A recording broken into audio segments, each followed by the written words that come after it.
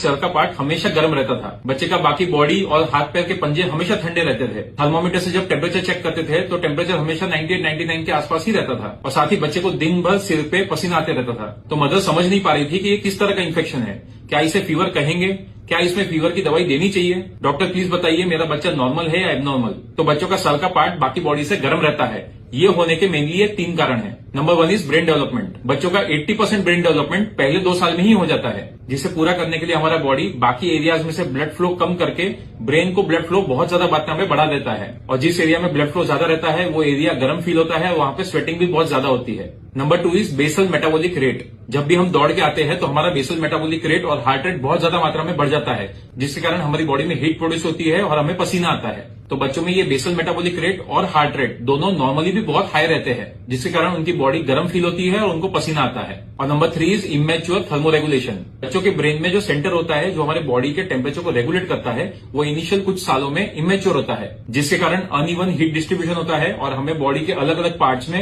अलग अलग temperature feel होते हैं। तो अगर आपके बच्चे का भी सर का पार्ट हमेशा गर्म रहता है और पसीना आता है तो इसमें घबराने की कोई बात नहीं है। तो अगर थर्मोमीटर से टेम्परेचर चेक करने पर अगर टेम्परेचर 100 से कम है, बच्चा फुल्ली एक्टिव है, बच्चा अच्छे से खा रहा है, पी रहा है, तो फिर इसमें घबराने की कोई भी बात नहीं है।